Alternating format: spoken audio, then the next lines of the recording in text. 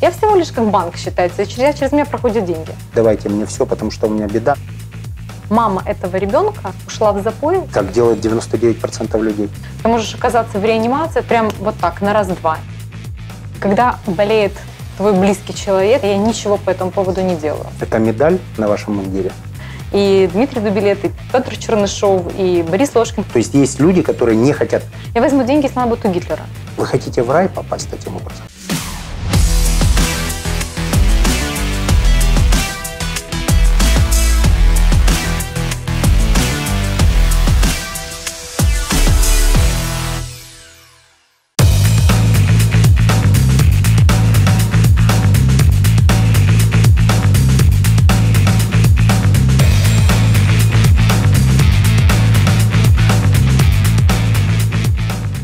У нас сегодня совершенно неформатная для проекта Big Money передача. Сегодня мы поговорим с знаменитой и легендарной Ольгой Кудиненко, которая смогла в хорошем смысле этого слова сделать из благотворительности модный тренд.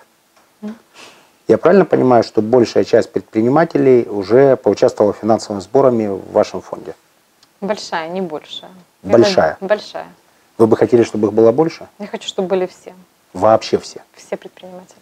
Правильно ли я понимаю, что некоторые предприниматели пытаются это использовать как освобождение или индульгенцию от предыдущих грехов? То есть, жертвуя деньги на благотворительность, они освобождают свою душу для совершения новых. Так, с такой позиции вы их не оцениваете? Нет, меня не интересует мотивация людей, почему они дают деньги. Мне важно, что они помогают детям, которым это надо прямо сейчас. А те адресаты, которым благодаря вам спасают жизни, для них звучала ли от них когда-нибудь моральная составляющая? То есть важно Никогда. для них? Никогда. Их это не интересует? Когда болеет твой близкий человек, и особенно ребенок, тебе важно оказать ему помощь, и все равно кто помогает. И я не вправе судить людей ни тем, кому помогаю, ни тем, кто хочет помочь. Я всего лишь передаточное звено. А как вы, живя в таком сложном информационном поле для себя, как вы сохраняете позитив для своего ребенка, для своей семьи? Многие, как известно, пришли в благотворительность через личный такой катарсис, не буду говорить горе. У вас другая история, у вас все хорошо, слава Богу, дай Бог здоровья. Как вы баланс соблюдаете? Я не могу жить, когда я знаю, что что-то происходит, а я ничего по этому поводу не делаю. Мне значительно тяжелее получить какую-то информацию и ничего с ней не делать. Если я знаю, что я могу помочь временем, общением, связями, деньгами своими.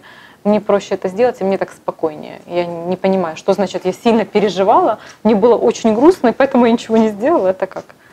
Так делают 99% людей. Ну, мое окружение совсем другое. Значит, я общаюсь с тем 1%, который откликается на чужую беду. Я вообще не согласна про 99%. Люди очень отзывчивые, очень добрые, и в основном. И просто им надо правильно донести, зачем им надо помогать, почему они могут помочь, как они будут полезны.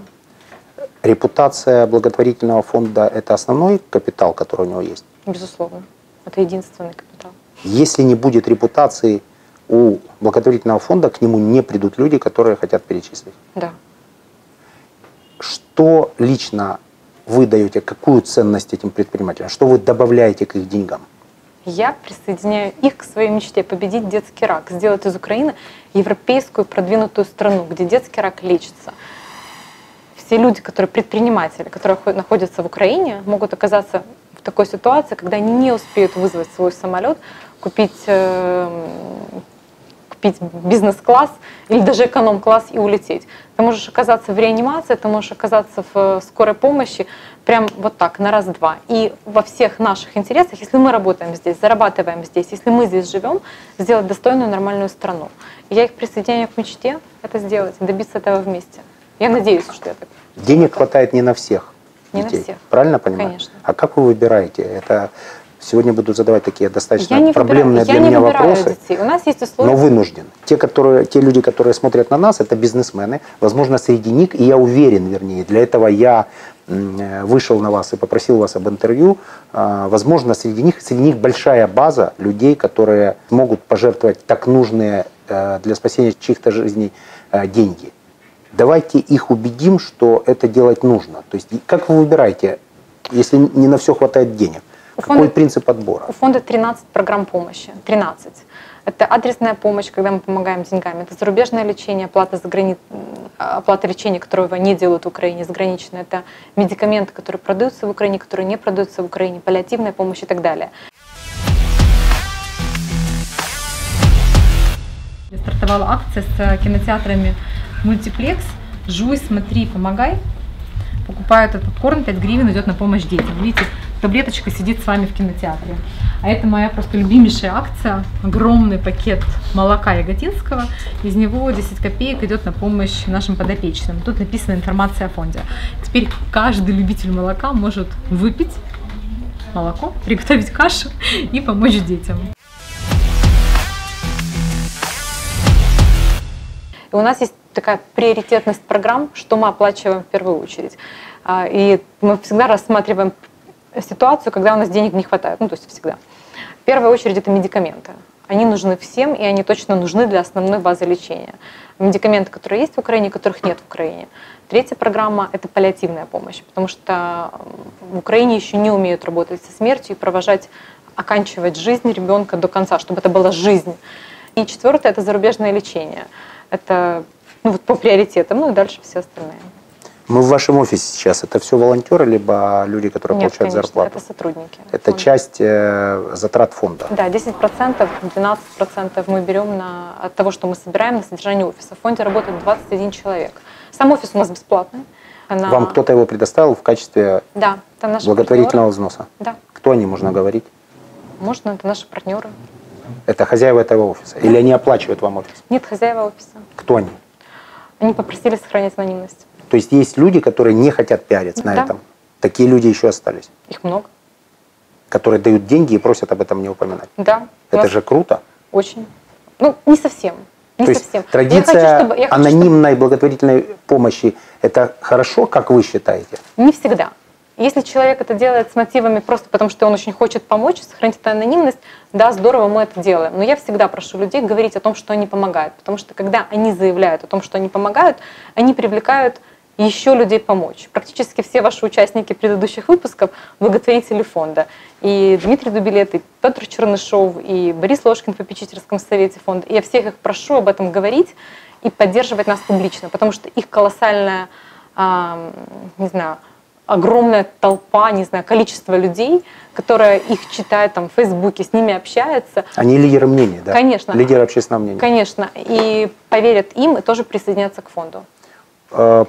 Пользуюсь немножко инсайдерской информацией в передачах. У нас с вами была история в переписке, в которой вы сказали: Евгений, срочно нужна финансовая помощь, у нас тут проблема, не хватает. Пока я размышлял, извините, уж буду в данном случае циничен, сколько дать, как дать, когда дать и так далее, через какое-то время, 2-3 часа, я был в размышлениях, вы мне написали: спасибо, уже ничего не нужно. Да. То есть вы действуете не как большинство профессиональных, плохое слово не буду говорить, фандрейзеров. Большинство профессиональных фандрейзеров. То есть вы абсолютно точно сказали мне, что деньги собраны. Да. Соответственно, я сказал: отлично, Ольга, хорошо, я вроде бы и поучаствовал, и деньги не дал, и жизнь чью-то спасли. Честность – это фундаментальная. Это основное. Это основное, я правильно понимаю? Да, это моя личная основная ценность, и это основная ценность нашего фонда. Честность, и прозрачность. Открытость. Да, открытость, честность.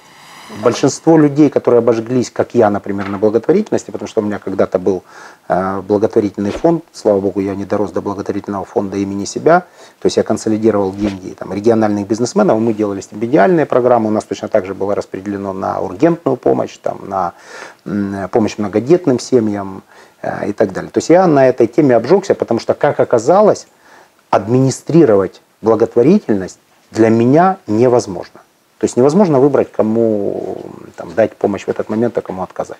Невозможно, самое главное, проследить, как используется твоя помощь. Например, когда мы начали анализировать, у нас была большая программа по предоставлению кювезов. Это искусственное это для детей, дыхание для новорожденных. Для новорожденных.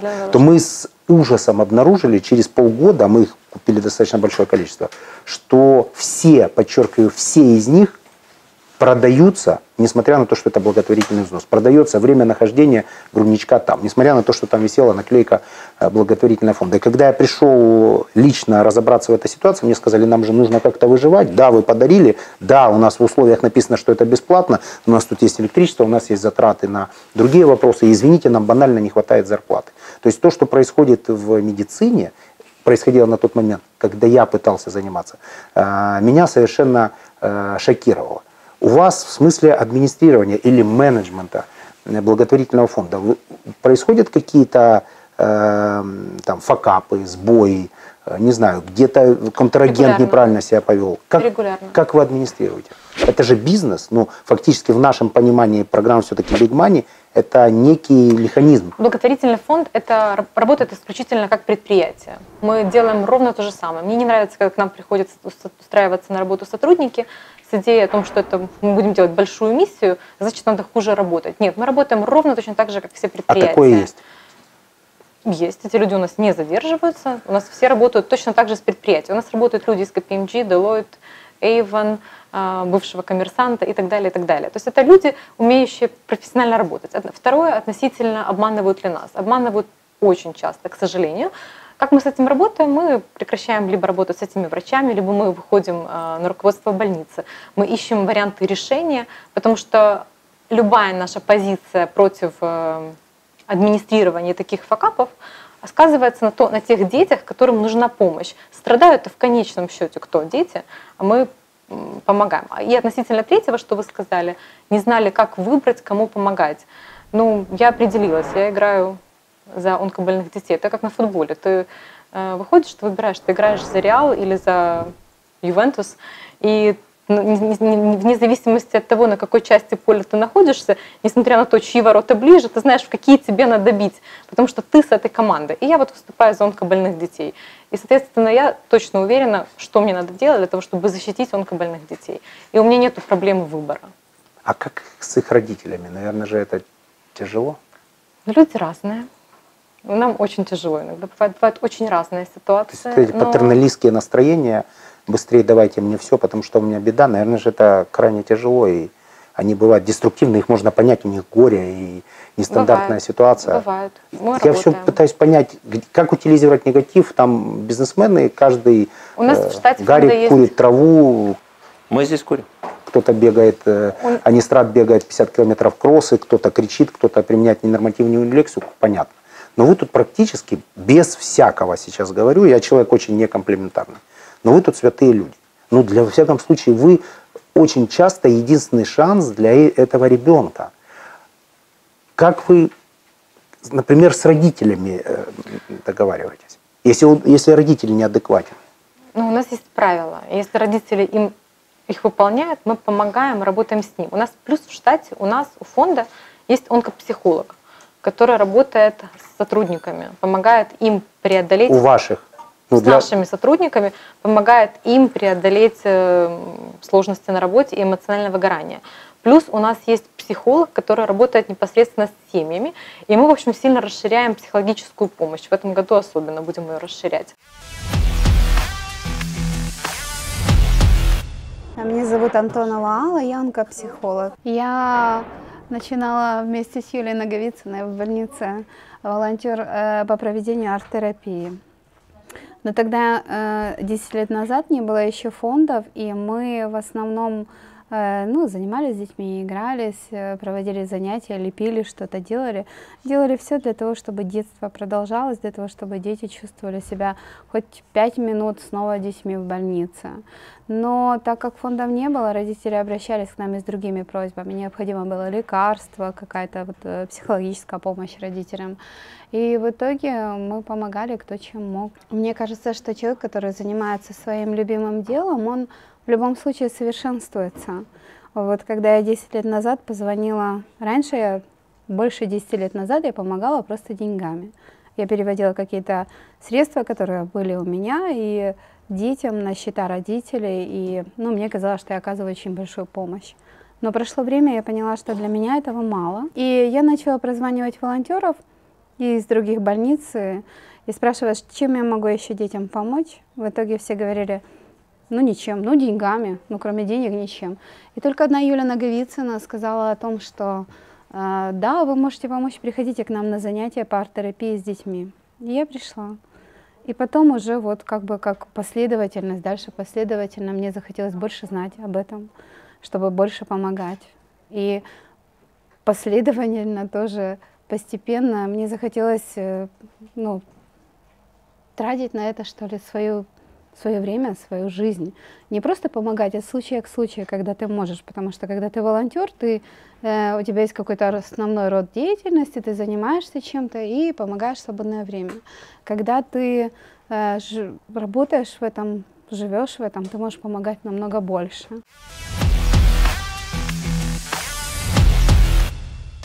О позитиве.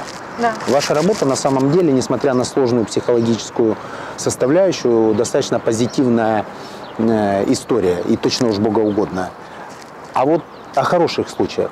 Ребенок вас поблагодарил, родители. Очень много. У меня была история, самый первый ребенок, которого вела я лично на зарубежном лечении. Была очень сложная семья, ну, мне было тяжело с мамой. И потом она мне каждый год присылала на день рождения ребенка, у него 7 апреля день рождения, и на Новый год поздравления. Наш Овен. Овен, да, наш. Каждый год присылала его фотографии, поздравляла меня с Новым годом, благодарила за ту помощь, которая была. Это было очень приятно. Но, в принципе, моя концепция такая, что когда люди заканчивают лечение, они должны максимально быстро забыть и обо мне, и об этом этапе неприятной жизни, которая у них была. Поэтому, Но вы их не останавливаете, если они хотят поблагодарить? Нет, конечно. Нет, ну как, они мне говорят спасибо деньгами, ничего подобного я не беру, конечно же. Никакими пожертвованиями фонда. А вы планируете когда-нибудь собрать всех спасенных детей? Мы уже делали, так, кого смогли, мы собирали в ноябре прошлого года. Было всего лишь немного семей, потому что мы делали такое небольшое мероприятие, было 34 семьи. Но это было потрясающе круто, позитивно, приятно, мне очень понравилось. И в этом году мы в сентябре планируем собрать, наверное, до 200 семей, пригласить. Опять же, немножко циничный вопрос, но вынужден его задать. Процент спасенных растет? Вы знаете, мне сложно сказать. Фонд всего работает 7 лет. Вот статистика за 7 лет улучшается? Чуть-чуть. Чуть-чуть. Но улучшается. Улучшается. Эти чуть-чуть, это же сотни спасенных жизней. Я правильно понимаю? Да. Мне хочется больше, мне хочется быстрее. Я так понимаю, что у благотворительности есть начало, но у нее нет конца. То есть ты стартуешь, и потом всю жизнь ты в этом движении. Да, залезу все. А скажите, вы планируете модернизацию фонда? Может быть, его филиалы? Да, я планирую открыть фонд в Америке, таблеточки, который будет тоже помогать украинским детям. Вот, надеюсь, в этом году мы завершим эту регистрацию. И осенью я собираюсь приехать в Вашингтон и Нью-Йорк и общаться с людьми. Это уже презентовать фонд, я правильно понимаю? То есть теперь деньги, ну, я так понимаю, это будут, скорее всего, наши люди, которые уехали туда.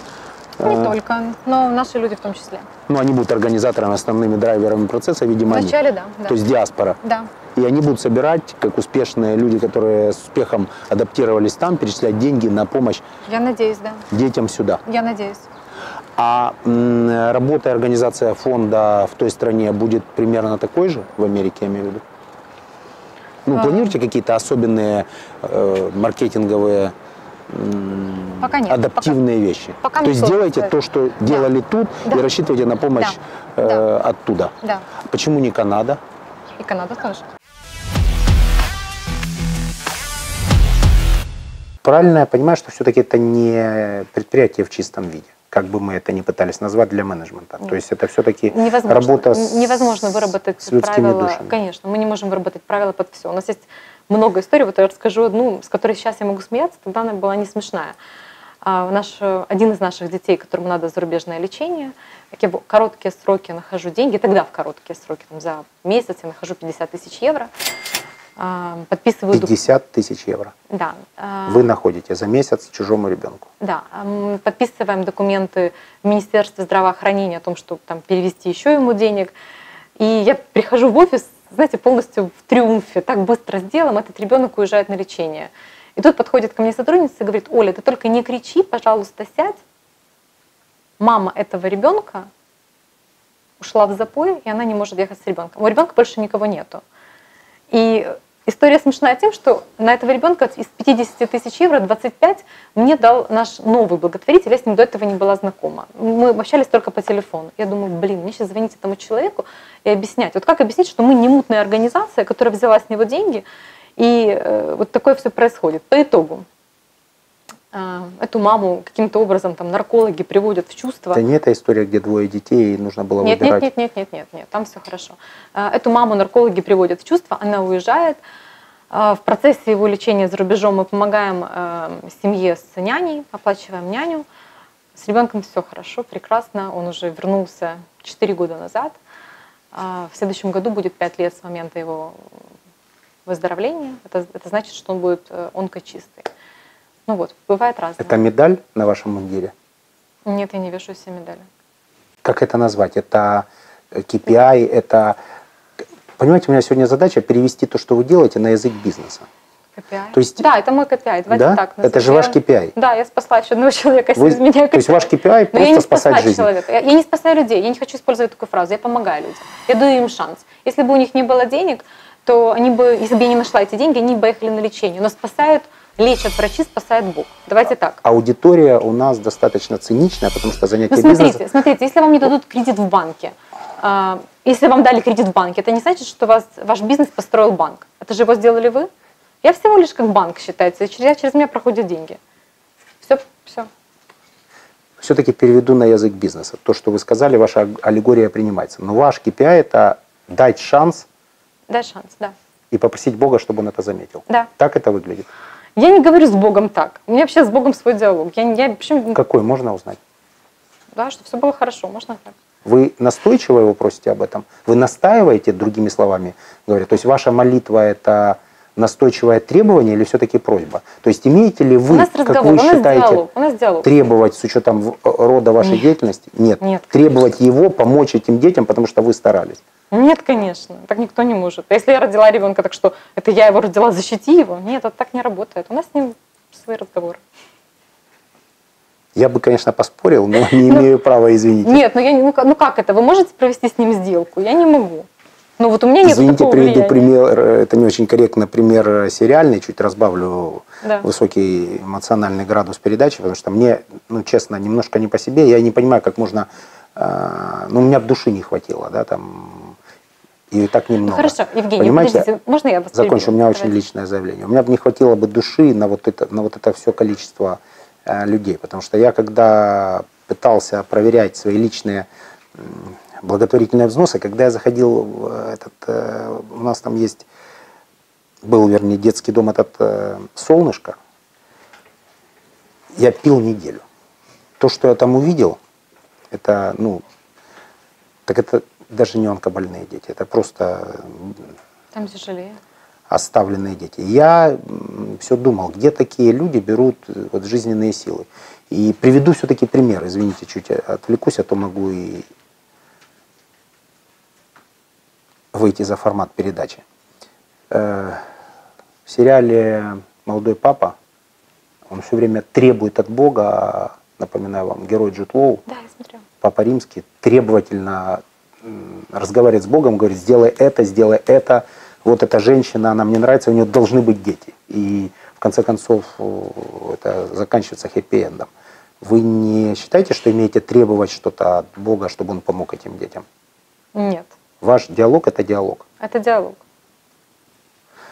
Вы получаете зарплату в фонде? Нет, я волонтер все 7 лет, мне повезло с мужем. То есть вас обеспечивает муж? Полностью. Вы создали фонд? Полностью. Спасаете чужие жизни? Да. И не получаете зарплату в фонде? У меня уникальная возможность заниматься тем, чем я люблю и хочу. Я могу помогать. И главное, я могу быть независима в своих суждениях. Я могу сказать, что эта организация не очень хорошая, этот человек не очень честен. А если я буду брать зарплату в фонде, я буду зависима от этого. Нет, мне повезло. Сейчас, насколько я знаю, есть интенсивный диалог по поводу одного из бизнесменов с неоднозначной репутацией, не называем фамилию, который хочет пожертвовать достаточно большую сумму. Я только с интервью с Гариком Карагодским, он попросил меня вне интервью, подчеркиваю, проговорить с вами этот вопрос, но, извините, у нас нет купюр, нет сценария, вы знаете об этом, нет никакой цензуры. Я все-таки решил проговорить это тут. Если какой бы ни был бизнесмен, а все мы не идеальны, подчеркиваю, хочет помочь вашему фонду деньгами, а вы за эти деньги спасете кому-то жизнь, вы возьмете эти деньги? Я возьму деньги у всех. Я выбрала, на чем поле играю. Вы только что сказали, что вы независимы в своем суждении, и поэтому можете сказать, что эти люди не подходят для благотворительности. Нет, таких людей нету. Но если появится, вы скажете. Я думаю, я возьму деньги, если она будет у Гитлера. Если он сейчас приедет ко мне, Гитлер, откуда-то и скажет: Оля, на тебе мешок. На конкретного человека, правильно? Ну, не себе этим, соответственно... Нет, себе в своей истории я могу, вот видите, вот то, что я говорю, я могу оставаться в своих суждениях независимо. Себе никогда, больным детям, от кого угодно. От кого угодно. Без вас фонд функционировать может? Может. Я 2 года была в таком легком декрете. Боюсь спросить, что такое легкий декрет. Ну, я занималась фондом, но не в полной мере. Сейчас я занимаюсь в полной мере, активно работаю, привлекаю средства. И он работал без вас?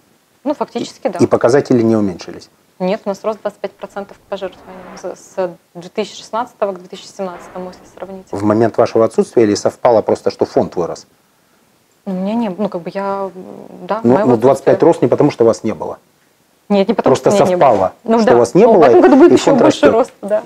Потому что вы вернулись? Или просто потому, что фонд набирает и фонд обороты? Набирает, и я работаю. Это 2 в 1. А еще Гарик попросил уже официально задать вам вопрос в эфире. Что вы делаете для того, чтобы фонд функционировал, когда мы умрем? То есть, чтобы как бизнес, понятно, это организовать, а как сделать, чтобы ваш проект пережил вас? Вот так. У меня есть стратегия на 5 лет минимум. У меня много чего сделано так, чтобы это работало без меня. В принципе, если я сегодня умру, я только надеюсь, что мои сотрудники этим воспользуются и хорошо соберут денег на этом поводе, на моих некрологах. А так у меня прекрасная команда, на которую я могу положиться. Я могу уехать, отключить телефон, и все будет ок. Вы на свой день рождения всегда в Фейсбуке говорите, что все мои потребности закрыты, давайте соберем адресно вот такую-то помощь. Сколько собрали в том году? 1 200 1 000. 1 200 000 гривен? Да. Сколько в этом году? С вашим пожертвованием 1 600 000. Не считается? 1 000 000. Но я соберу 1,5. Я еще не доработала. То есть итого будет 200? Если нет, я собираю 5 лет. С вашими деньгами, да. Да, Просто... растет? Конечно. День от дня рождения растет? Да. Какой план на следующий год, на день рождения? Просто отпраздновать его. Не буду собирать. Почему? Как Овен Овну не поверю. Если Овен уже выходит на беговую дорожку, он будет бежать, пока не упадет. Ну, тогда 2 миллиона. 2 миллиона на следующий год. Да. А в этом плане какой-то промо у фонда должно быть? Вы пользуетесь современными технологиями диджитал-продвижения? Или конечно, это... конечно. Да? Без этого никак.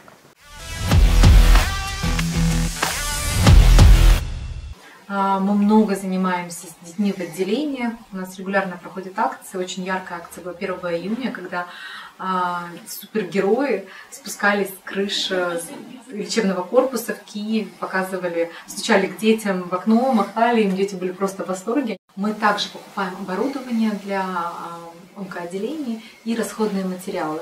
Например, в марте этого года мы купили гемоанализатор крови для проведения высокоинтенсивной химиотерапии.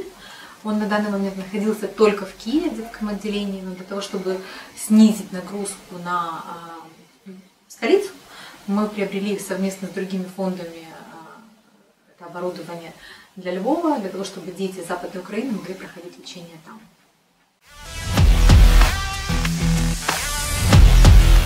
Я хочу теперь выйти на телевидение. Нам Борис Ложкин помогает договориться с телеканалами. И да, хочу рекламную кампанию широкомасштабную. С каждого экрана говорить, что детский рак излечим, только для этого нам надо всем объединиться. Он излечим, только если все люди вокруг будут работать. Аналогии в мире есть? Конечно. Вы учитесь у них? Конечно. То есть модель взята оттуда? Америка. Это американская модель? Конечно. Вы добавили в нее адаптацию к местным реалиям? Да, да. И это работает? Работает. Поэтому мы так стали успешными, потому что первое, поняла, как это делается в благотворительности. Я просто все инструменты пиара перенесла в благотворительность. Еще раз, инструменты пиара обычного продукта переносите в благотворительность, и получаются таблеточки? Да, онкобольные дети — это точно такой же продукт, как ваши напитки. Для пиара? Для пиара. Это сейчас, извините, это не сравниваю. Я наслушался от Гарика, извините, Хорошо. у нас был с ним длинный баттл, что вреднее алкоголь или наркотики. Давайте в этой передаче выдохнем и поговорим о человеческих вещах. Точно такой же продукт, как любой другой продукт, как батарейки. Как йогурт. Как йогурт. Как мед. Как мед, как машина, точно такой же. Если почитать, есть прекрасная книга, называется на украинском «Император усіх хвороб. Биография раку».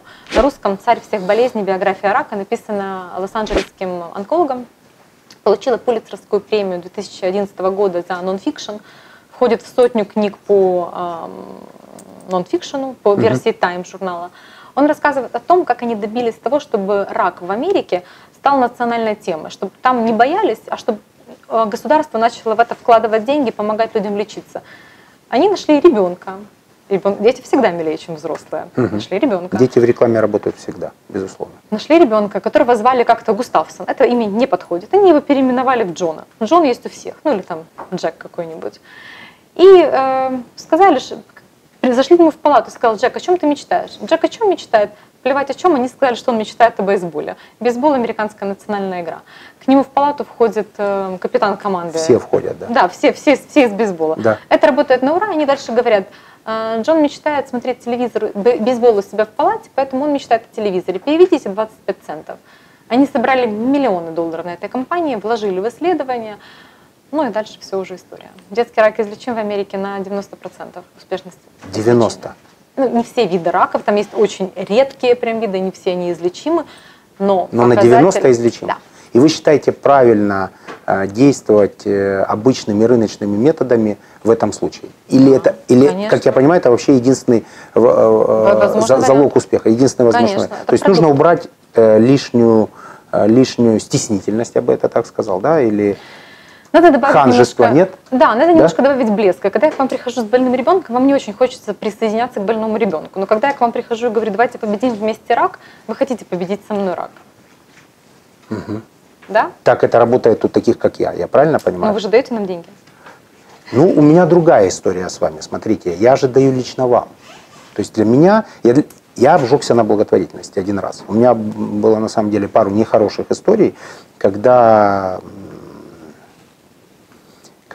я понял, что я не умею это администрировать. То есть деньги, которые я трачу, на них в конце концов там наживаются те, кто их транзитирует.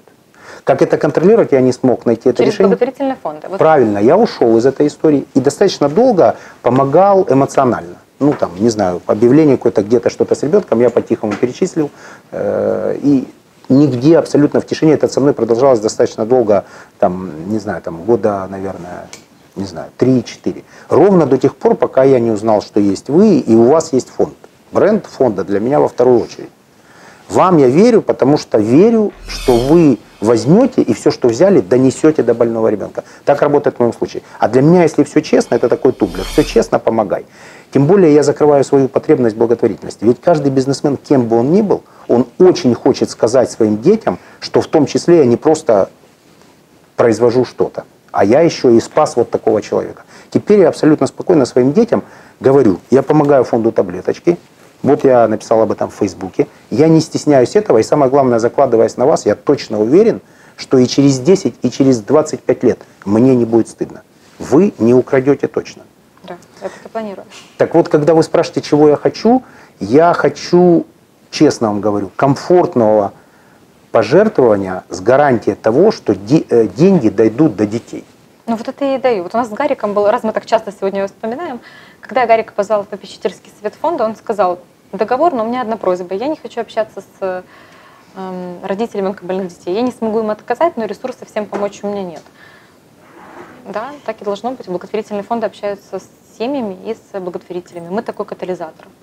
Но вы, наверное, не катализатор, а вы, наверное, такой буфер эмоциональный между человеком, который не хочет на это отвлекаться, но на эмоцию, да, или не имеет права на эмоцию, но имеет потребность помогать. Я правильно понимаю? То есть для тех людей, которые нас смотрят, у всех есть запрос на благотворительность. Жизнь не только деньги. Вернее, деньги только половина мира, а вторая половина — это благотворительность, помощь, доброта, любовь, не знаю, семья, дети. Так вот, кто хочет реализовать себя с позиции не только бизнесмена, а и человека, Мое мнение, лучшая точка приложения для ваших денег, это вот Ольга Кудиненко, фонд таблеточки. Если после этого вы на свой день рождения соберете 3 миллиона, даю слово, вместе поедем куда-нибудь, позовете меня, поеду по волонтерству. Не знаю, что я там буду делать, но дадите мне самую, как сказать, примитивную работу, которую я точно выполню правильно и с удовольствием с вами поеду. Какой итого в цифрах оборот фонда? Оборот это можно назвать. В среднем месяц собираем 3 миллиона гривен. За прошлый год собрали 33 миллиона 333 тысячи 151 гривну. Цифру специально подбирали? Нет, если бы я знала, что Так там будет совпало? 151, я бы добросила своими уже, чтобы были одни тройки. Но узнала, 33, 333. 151. Если бы я знала, Так. что 151, я бы добросила до круглого. Но собрали 33 миллиона 333 тысячи. Да, за прошлый год. В этом году я думаю, что мы соберем порядка... У нас на программу фонда заложено 41,5 миллион гривен. Это без административных и фандрейзинговых затрат. И я думаю, что суммарно у нас будет до 60 миллионов гривен в этом году. Сегодня говорили с Ольгой Гуцел, Да. предпринимателем, о том, что женщина, которая управляет большим коллективом, не может тумблером переключить настроение, прийти домой и заменить совещание на приготовление пирожков. Она говорит, ей достаточно сложно это сделать. Вы, когда возвращаетесь в семью, есть какой-то Да. отпечаток вашей деятельности? Да. Как вы с этим работаете? Я Как 3 дня мужу? ничего не делаю. Вот просто лежу и все, лежу трупом, перерабатываю это все. Потом встаю, иду, нормально с мужем общаюсь. Он не может слушать историю по фонду. У нас была однажды ситуация, что я на кухне говорила со своими коллегами о паллиативной помощи. Мы тогда только запускали направление и выясняли все этапы, которые необходимы в последние дни жизни ребенка. А он был в соседней комнате, у нас такой open space, и я не заметила, что он там сидит. Я поговорила, закрыла компьютер, в нормальном настроении захожу в комнату, а он сидит просто пришибленный, говорит, я вообще не могу отойти, как ты тут работаешь? И у нас есть такая договоренность, да, что мы особо не обсуждаем. Я ему рассказываю только таких о самых трешовых ситуациях, когда прям уже совсем не могу молчать. Ну, да. Но он меня поддерживает во всем. Его колоссальный вклад в то, что я могу заниматься, могу летать столько, сколько мне надо, могу жертвовать деньги. Он живет в Москве. Он живет в Москве. То есть вы благодаря вашей и ребенок там? Ребенок со мной летает. То есть благодаря вашей деятельности вы еще и живете очень часто не вместе, скучаете друг за другом. Я правильно понимаю? Да. Вы хотите в рай попасть таким образом или что? Ну, я ищу мотив. Какой он? Это же не бизнес. Ну, понимаете, что такое для бизнесмена сказать, ты будешь работать, но не зарабатывать. А вы еще и кроме денег, кроме административной функции, у меня есть деньги берете мужа. на себя еще и вот такую невероятную психологическую нагрузку. Как подравниваетесь с окружающей действительностью? Ну, где Да, силы? у меня вокруг прекрасные люди, все помогают, все отзывчивые. Вот тот случай, который вы вспомнили, я за 4 часа нашла 25 тысяч евро для ребенка. Просто звонками. Ну да, я написала всем, даже никому не звонила, написала всем в Фейсбуке. И вот Кто-то все-таки отреагировал раньше, все, чем я. да, видите, и Вижу. прекрасные люди вокруг. Для меня это выступает страховкой, что если с моей семьей что-то случится Не эдакое, может. да, ну слушайте, если со мной случится что-то эдакое, то люди поддержат, как поддерживают других неизвестных. Это моя такая социальная страховка. А вот мне кажется классная, в общем, история с блеском.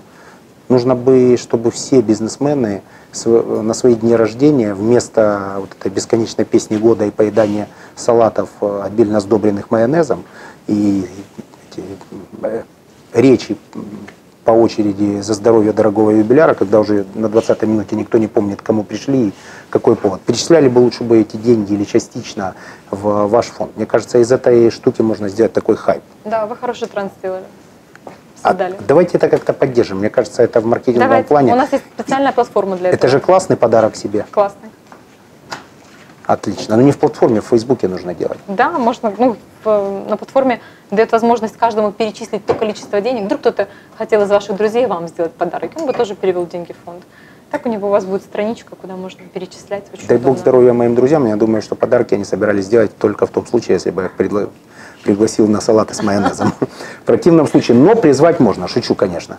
Призвать можно. Так вот, давайте возьмем дни рождения бизнесменов знаковых И перед днем рождения, дней за 10, будем им писать, что есть вот такая замечательная формула, вы будете сбрасывать мою ссылочку, а я буду включаться и говорить, слушай, так позитивно, так круто, так классно. И они же сейчас все лайкоманы, Да. эти бизнесмены, все очень хотят быть популярными в Фейсбуке. А мы таким образом поможем Отлично, нуждающимся. поддерживаю. Мы договорились. Да. Отлично. Те люди, которые работают в фонде, проблемы есть с подбором людей? То есть выгорают часто? Какой Выгорают. средний срок работы? Ну, зависит очень сильно от зрелости человека и от его умения работать с собой, с проблемами. И уметь отделять работу и дом. Ну вот, Джек закрыл работу, пошел домой. Есть люди, которые работают в фонде 6 лет. А есть люди, которые... 6. Да, ну, когда первый сотрудник появился. 4. Ну, когда первый сотрудник появился 4 года назад. И есть люди, которые год максимум могут продержаться. Но в целом у нас сейчас стабильная команда, мы наконец-то подобрали людей. Я думаю, что все будут работать долго. С учетом психологов, которые есть и которые помогают профессионально не выгорать. Да. Скажите, перечисления вы принимаете только без НАЛ или можно делать налом? И если НАЛ, то как это учитывается?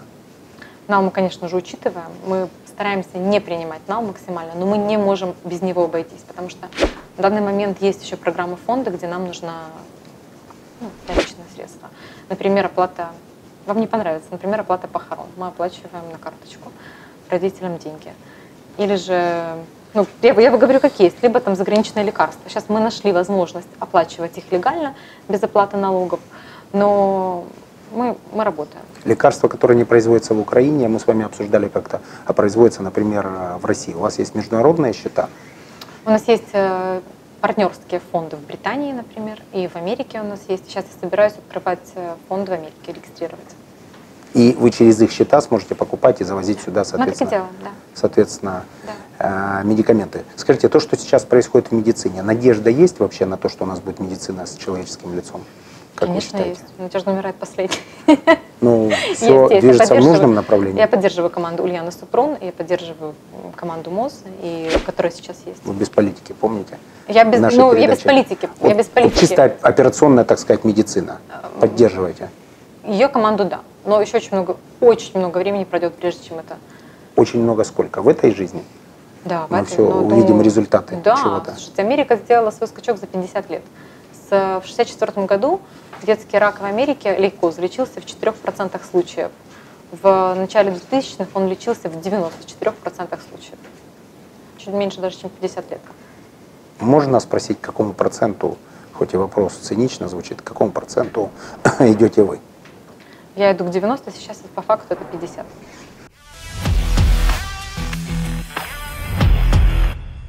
Кроме вас, кто вас внутри фонда вдохновляет? Внутри фонда? Вот внутри фонда. Кто у вас есть такие особенные люди? Вообще без проблем. Наш исполнительный директор, который менеджерит всех людей, работает с каждым, поддерживает. Это Юлия Наговицына. Директора зовут Светлана Пугач. Юлия Наговицына – это директор по работе... Это ваши соратники? Да. Директор по работе с семьями, с подопечными. Она перешла из компании KPMG. Меня зовут Юлия Наговицына, я директор департамента по работе с семьями и подопечными благотворительного фонда «Таблеточки». Это у нас коробочки храбрости. Это такие коробки, в которых будут сложены маленькие игрушки, и ребенок, каждый, который прошел болезненную процедуру, например, пункцию костно-мозговую или люмбальную, или установку катетера, он после процедуры может взять из коробочки, выбрать понравившуюся ему игрушку, ну и тем самым мы стараемся сгладить вот тот болезненный эффект, который связан с каким-либо хирургическим или иным вмешательством. Вот. И раньше у нас такие коробочки стояли не брендированные, мы решили их сделать красивыми, яркими. И мы знаем, что дети очень любят такие сюрпризы, подарки. И каждый раз после того, как они там выходят из наркоза или отплакали после какой-то болезненной процедуры, то они всегда рвутся к этой коробочке выбрать что-то себе интересное. А это у нас подарки. Мы каждый раз собираем с отделения списки именинников в текущем месяце с пожеланиями о том, что бы они хотели получить на день рождения.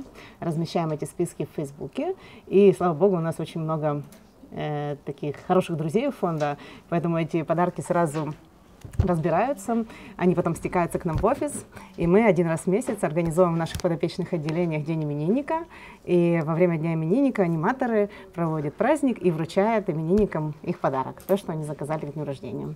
Это тоже всегда очень трогательно, дети очень рады, что на самом деле мечты сбываются, они воплощаются в реальность, а мы очень благодарны нашим жертвователям, которые позволяют нам это сделать. То есть мы на это не тратим те пожертвования, которые мы собираем, пожертвования идут прежде всего на закупку лекарств, а вот благодаря тому, что люди покупают подарки, мы можем еще и не только полечить детей, но и повеселить их.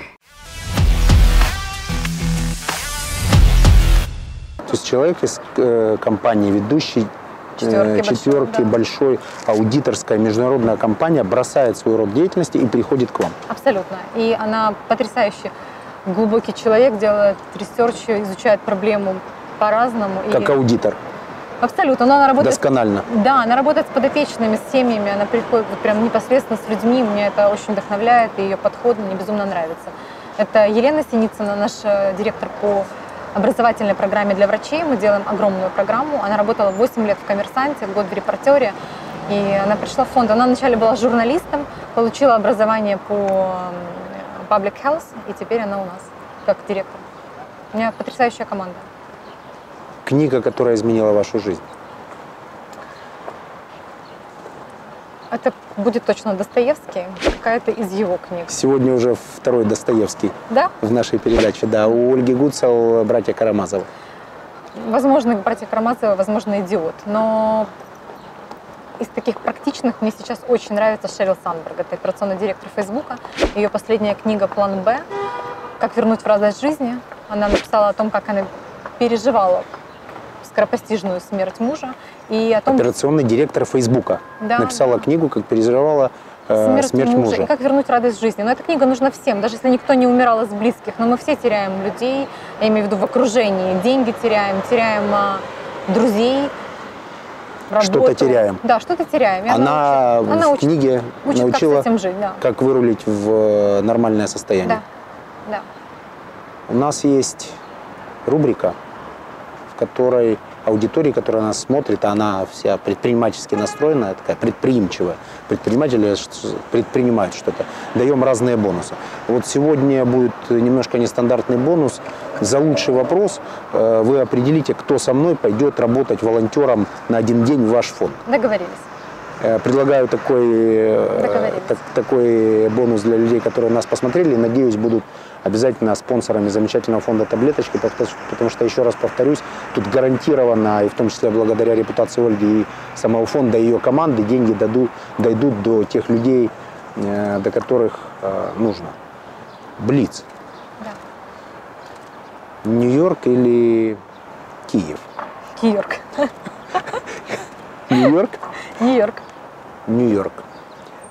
Благотворительность или фандрейзерство? Я корректно поставил вопрос? То есть, что... Помогать либо руками, с кем-то общаться, да. либо фандрейзить деньги. Либо фандрейзить деньги. Фандрейзинг, такой да. ответ. Ну, это то, что у меня получается проще, это то, что я могу делать, я ищу деньги. «Братья Карамазовы» и Достоевский, либо операционный директор Фейсбука с последней книгой? Достоевский. Фундаментальнее, глубже? Да. В сегодняшней очень непростой для меня эмоциональной передаче была Ольга Кудиненко, человек, который каждый день находится на передовой борьбы за детские жизни. Я попытался разобраться, как она утилизирует негатив, понимая, что это глубокий, честный, большой человек, который делает то, на что, наверное, не у всех у нас хватило бы сил. Я предлагаю помнить о том, что мы люди, я предлагаю помнить о том, что деньги всего лишь половина мира, я предлагаю помнить, что о том, пока мы в безумной гонке за прибылью и бедой, недорогими кредитами, реализацией, предоплатами, в нашей жизни есть люди, которым очень нужна помощь. И если нет времени и нет очень часто ментального пространства, чтобы сделать это самому, то, мне кажется, для этого существует фонд «Таблеточки», с руководителем которого мы сегодня провели непростые 1,5 часа времени. Для меня это точно эмоциональный катарсис. Оль, скажите что-то людям. Помогать это просто, это может сделать каждый. И маленькой помощи не бывает. Помощь либо есть, либо ее нет.